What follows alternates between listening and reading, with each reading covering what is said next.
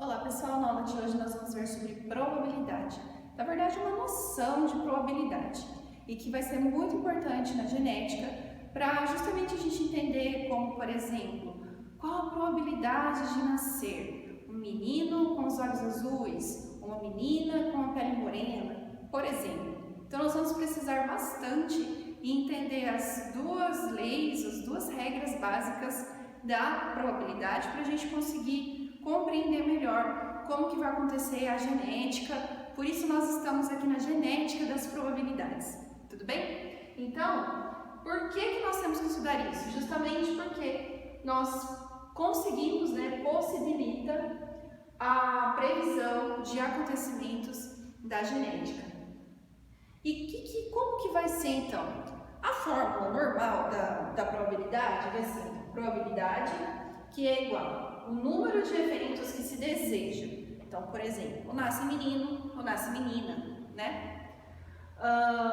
sobre o número de eventos possíveis, ou menino ou menina. Mas eu quero menino. Bom, mas pode nascer menino. Então, qual a probabilidade de nascer um homem? Então, é aí que a gente vai ver nessa questão. Por exemplo, fora um pouco da genética, tirando um pouco da genética de lado, nós temos aí, só para você conseguir entender o contexto, o lançamento de um dado. Lembrando que o dado tem 6 faces. Então, se eu lançar o dado, qual que vai ser a probabilidade? Eu quero que seja um número 3, por exemplo. Então, o número de eventos desejável, eu quero a face 3. Então, eu tenho uma possibilidade, que é o 3. Só que quantas faces possíveis eu tenho? 6. Então, se eu quero, no lançamento de dado, que a face seja o número 3, pode ser o número 4, pode ser o número 5, não importa. Mas é que eu tenho um evento que eu desejo, que é exatamente aquele número. Mas quantos eventos possíveis? 6, porque o dado tem 6 lados. Então, a mesma coisa se a gente jogar uma moeda. Eu quero coroa, mas pode dar cara ou pode dar coroa. Então, dentro da probabilidade, nós temos probabilidade, eu quero coroa. É o número, é o evento que eu quero. Só que quantos eventos possíveis? 2. Pode ser coroa, como pode ser cara. Então, 2. Probabilidade de acontecer é meio. Se a gente tirar a fração e colocar a porcentagem, você vai ver, por exemplo, aqui 50% de chance de ser coroa, 50% de chance de ser cara. E aí nós temos duas regras. A primeira que eu vou apresentar para vocês é a regra do ou, tá? Ou a regra da adição. Nesse caso, nós vamos ter eventos mutuamente exclusivos. Ou seja, se acontecer um evento, não tem como acontecer outro evento. Então, a ocorrência de um evento impede o acontecimento do outro. Como assim? Bom, qual a probabilidade de eu lançar o dado e conseguir um número par? Bom, olha só, nós podemos jogar a primeira vez o dado e aparecer o 1. Responde o que a gente quer? Não, mas pode aparecer o 2. Então já responde, porque 2 é um número par. A gente pode jogar o dado de novo numa segunda tentativa e vir o número 5. E aí não é o que a gente quer, nós queremos um número par. Então nós temos que a primeira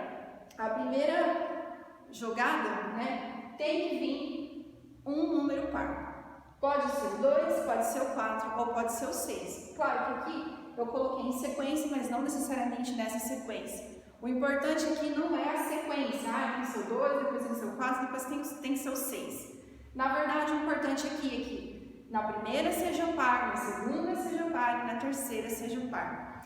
Então, se eu jogar o dado, qual a probabilidade de vir um número par? Então, eu tenho que, nessa primeira vez, pode ser 1 sobre 6. Nessa primeira, ou então, pode ser 4, 1 sobre 6. Ou o próprio número 6, 1 sobre 6. Só que nós não vamos usar o ou, a gente vai usar o mais. Então, o outro nome para essa regra é a regra da adição. Então, aqui nós vamos ter 1 sobre 6 mais 1 sobre 6, mais 1 sobre 6. Se eu somar isso aqui, eu vou ter 1, 2, 3 sobre 6. 3 sobre 6, se a gente simplificar, vai dar meio. Então, simplificando, 1 sobre 2. Então, 50% de chance de quando eu jogar o dado, vir algum número par. Esse número par pode ser o 2, pode ser o 4 ou pode ser o 6. Como que eu vou saber? Nessa regra, não prevê isso. Nesse caso, a sua pergunta é apenas conseguir um número par. Se a sua pergunta mudar, aí talvez a regra mude. Mas no caso, se eu jogar o dado, qual a probabilidade de vir algum número par? Ou pode ser o 2, ou pode ser o 4, ou pode ser o 6. Somando as probabilidades, eu chego que a probabilidade geral, eu jogar um dado agora e vir algum número par, é meio. A outra regra da probabilidade é a regra do E. E nesse caso, a ocorrência de um evento não interfere na ocorrência de um outro evento. Por quê? Porque são eventos independentes. E eu coloquei um probleminha para a gente resolver junto. Qual a probabilidade de jogarmos uma moeda e jogarmos um dado? Ou seja, são independentes. E conseguirmos simultaneamente, quando a gente jogar o dado, quando a gente jogar a moeda, a coroa na moeda e o número 5 no dado. Então, o número de eventos que a gente deseja da moeda, a coroa. Só que são quantas possibilidades? 2. Então, um evento desejado dentro de 2 possibilidades, 1 sobre 2. Mas nesse caso, como a gente viu no anterior, que era a regra do ou, utilizava a somatória, a adição. Aqui nós vamos usar a multiplicação. Porque, como eles são independentes, então tem que acontecer um e tem que acontecer o outro simultaneamente, mas de forma independente. Então, se nós temos que a possibilidade de ter coroa é 1 sobre 2, nós temos que a possibilidade de acontecer, de quando nós jogarmos o dado, vir o número 5, é um evento em 6 possibilidades.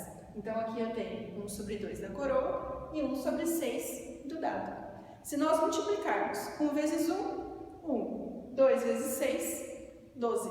Então, nós temos que dentro das probabilidades, das possibilidades possíveis, 1 sobre 12 avos. Mas, como aplicar tudo isso dentro da genética? É o que nós vamos ver em seguida. Aqui eu trouxe para vocês um exercício bem prático, bem simples, para a gente entender a genética das probabilidades. Bom, a Lana se casou com o Otávio e teve um filho com olhos claros. Ou seja, já especificou que esse primeiro filho é um menino. Qual a probabilidade do segundo filho do casal ter olhos claros e nascer uma menina? Bom, nós temos que entender então, primeiramente, probabilidade de se nascer menina. E essa menina precisa ter olhos claros. Então lembra que é a regra do E, tem que nascer menina e tem que ter olhos claros. Então, a multiplicação, uma menina e olhos claros. Para saber a probabilidade de nascer menina, nós meio que já sabemos, né? Ou é menino ou é menina, é um evento sobre 2 possibilidades. Porém, e para nascer com olhos claros, como que a gente resolve isso? Bom, nós já temos uma pista. O primeiro filho do casal já tem olhos claros. Se ele tem olho claro, que é uma característica recessiva, então ele tem que ser azinho, azinho. Vamos lá. Se a gente pudesse fazer um heredograma desse casal, seria mais ou menos assim. Um homem casado com uma mulher, no caso, o Otávio e a Lana, não se sabe se eles têm olhos claros, mas sabe-se que o filho deles, o primeiro filho, tem olho claro. Azinho, azinho. Seria muito mais fácil se a gente tivesse alguns outros elementos do texto. Por exemplo, os dois têm olhos claros, só o pai, só a mãe, e agora? Será que eles são filhos de pais com olhos claros? Enfim, são alguns elementos que às vezes o texto não vai transmitir. Mas nesse caso, nós sabemos que tanto ele quanto ela são heterozigotos. E aí entra aquela aula de monohibridismo com dominância. Vai lá no canal, aproveita, assiste essa aula para você aprofundar um pouco mais esse conhecimento sobre a primeira lei de Mendel. E aí nós conseguimos fazer o cruzamento para descobrir qual a probabilidade, então, de ter olhos claros.